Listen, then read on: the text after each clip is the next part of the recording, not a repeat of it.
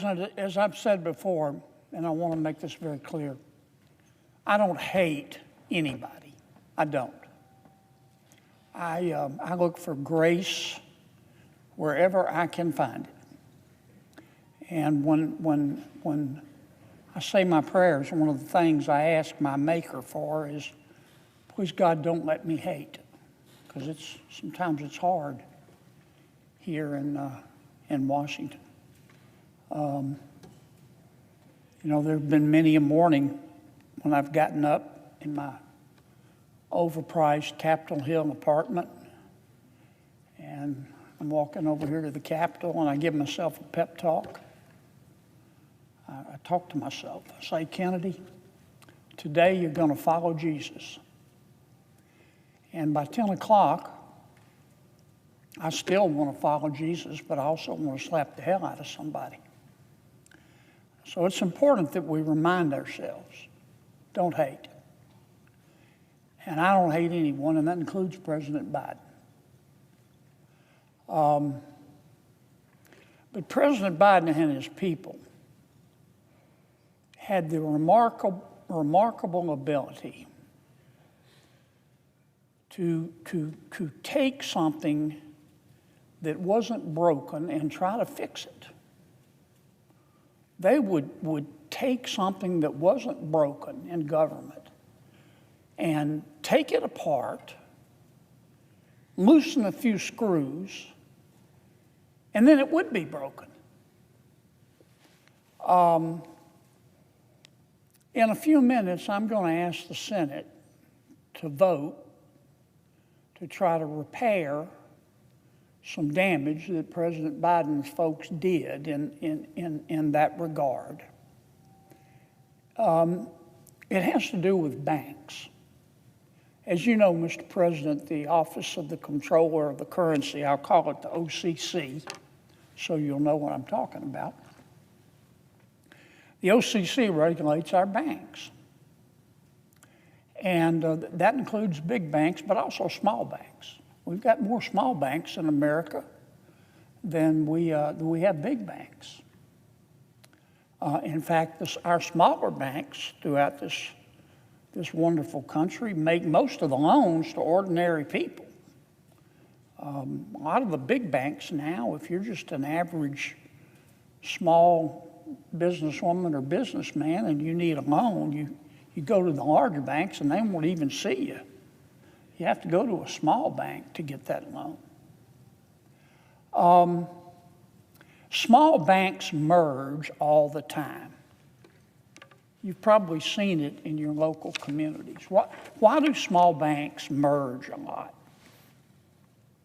Well, one of the reasons is they can provide better services to their customers.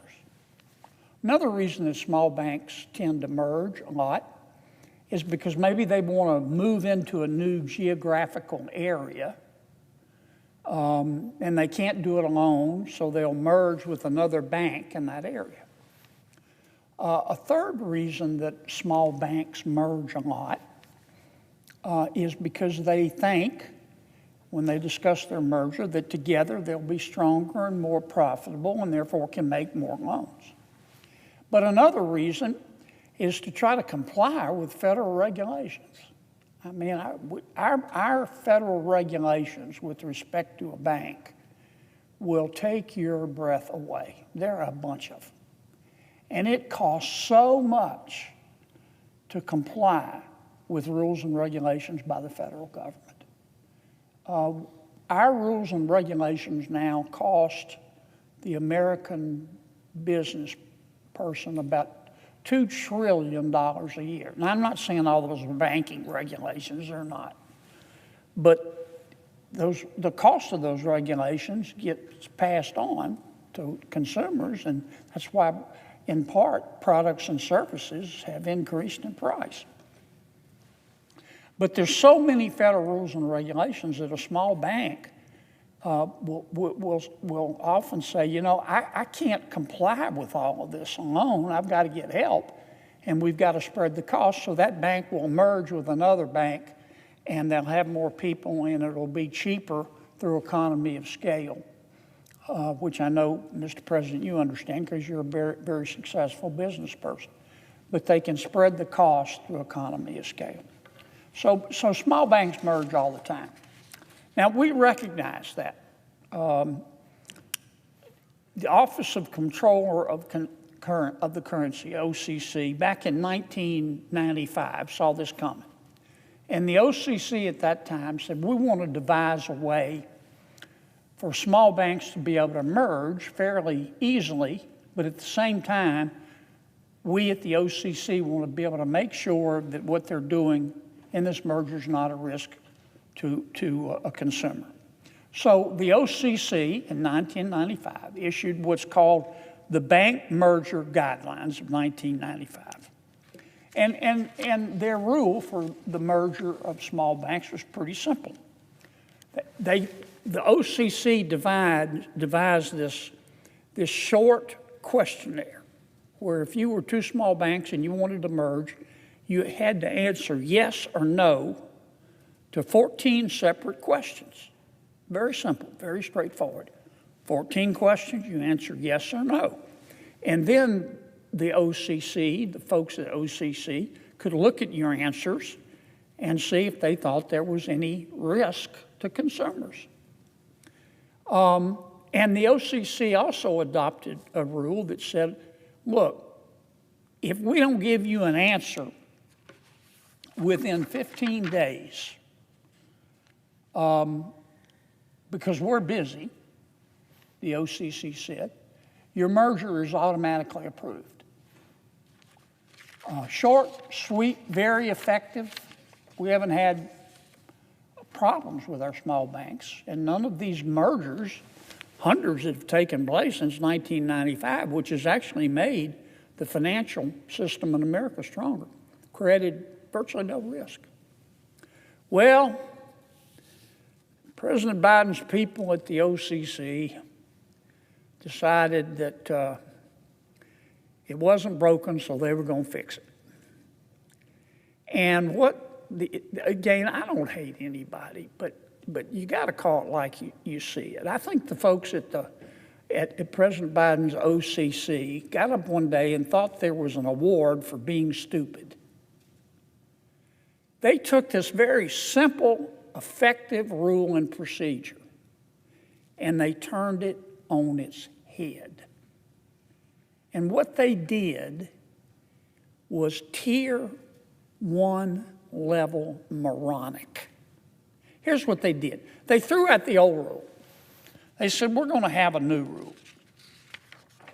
And the new rule is instead of these, this was in 2013, instead of these 14 simple yes or no questions, we're going to make all these small banks submit so much paperwork to us that you could stack that paperwork right here and stand on it and practically paint the ceiling. They threw out this simple 14 yes or no questions. They said that now these small banks, these are small banks now, community banks, have to submit reams and reams of evidence. We at the OCC will start making a decision based on 19 criteria. The banks will have to prove that they comply with 13 of what the OCC called positive indicators. And the banks will have to show they do not align with 6 of what the OCC started calling negative indicators. And the procedure, not only did it require reams of evidence, just trying to read their rule that they put out. I mean, it was written in Sanskrit. You know, you'd have to go hire a bucket load of lawyers to be able to just understand the rule. And then President Biden's people said, and not only that, but we're going to throw out this 15-day rule that if you don't hear from us within 15 days, your merger's automatically approved. Well, it threw the merger process for small banks that was working beautifully into total disarray. And it just made the whole process more expensive, less efficient, and more expensive for consumers because the costs are passed on. So in a few minutes, I'm going to ask the Senate to reject President Biden's cumbersome rule. I'm not going to suggest that we not regulate small bank mergers. I'm going to suggest that we go back to the procedure that we were using since 1995, which worked, and that we go back and adopt that procedure. That doesn't mean that the OCC can't revisit it at some point. But let me just be blunt. What President Biden's OCC people did was put together a plan, a new rule that looks like it looks like it was put together by a heroin addict with a socket wrench. I mean, it's the most convoluted thing you've ever seen. And if we vote yes today, and I hope we do, then we will reject his rule and go back to doing it the old way. Since I've got a few minutes, Mr. Chairman, I want to move to another topic. Reconciliation, which you're very familiar with. And thank you for all your contributions to it, by the way, as we put together the bill. The American people may be a little confused about what reconciliation means. As you know, Mr. President, the reconciliation bill is just a budget bill. That's all it is. It deals with spending of taxpayer money.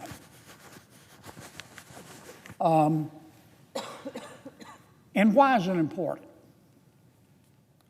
Well, first, it's going to be important to try to lower the prices that are gutting the American people like a fish.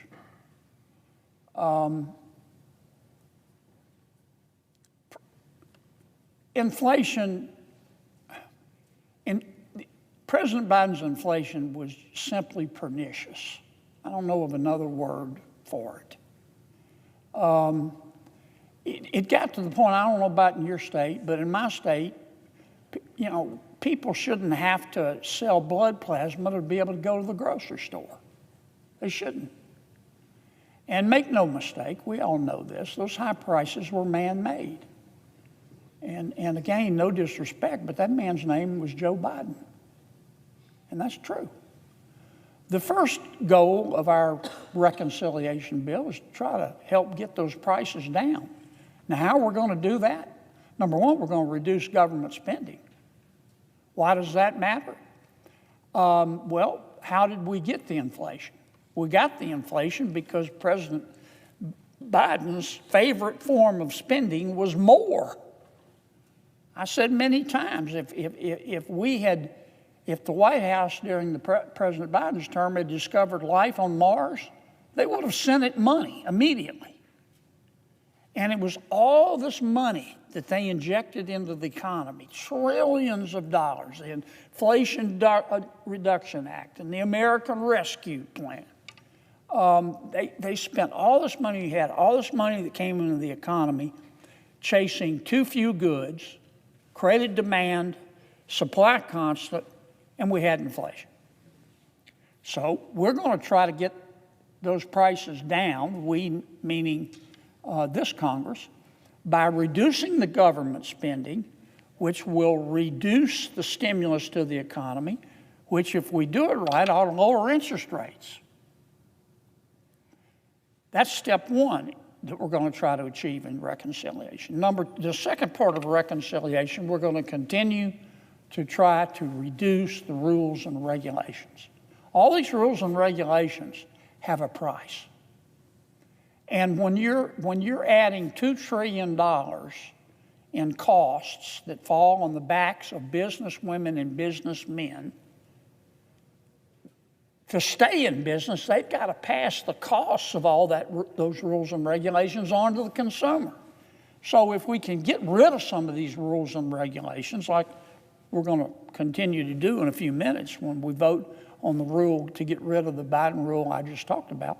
If we can reduce the cost of those, reduce those rules and regulations, goods and services will cost less.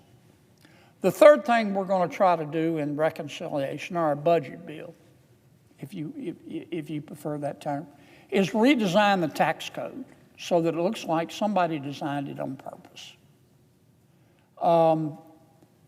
Since 1990, average GDP growth in America has been 2% a year. Now that's just not acceptable. When we hit 2.5% now, GDP growth, we're so happy we want to go have a toga party. 2.5% is not acceptable. We've got to start growing again at a normal rate, used to be normal for America, 3%. Now how are we going to do that? We're going to do that by encouraging businesswomen and businessmen to invest in their businesses and grow their businesses and hire more people. And the byproduct of that is that wages will go up. And that way people will be making more money. So they'll be able to afford this inflation that President Biden left with us. So the first goal of reconciliation is to try to reduce these prices, to try to kill inflation dead. But there's a second, equally, some would say, more important reason. As you well know, Mr. President, in 2017, this Congress, during President Trump's first term, passed the 2017 Tax Cuts and Jobs Act. We cut taxes by $4.3 trillion. And boy, did it work. The economy took off like a SpaceX rocket ship. Within a year, median household income in America had gone up $4,400. And people at the lower end of the wage scale enjoyed more tax benefits and more money in their pocket than people at the other end. That's why I have to laugh when my Democratic colleagues say, well, you know, this was a tax cut for the rich. No. All you have to do is look at the data. Unless you do your research on Twitter, you know that it helped people at the lower end of the wage scale more than those at the upper end. That's the good news. The bad news is that those tax cuts expire at the end of this year. So we're going to try to extend them and make them permanent in our reconciliation bill. And if we don't,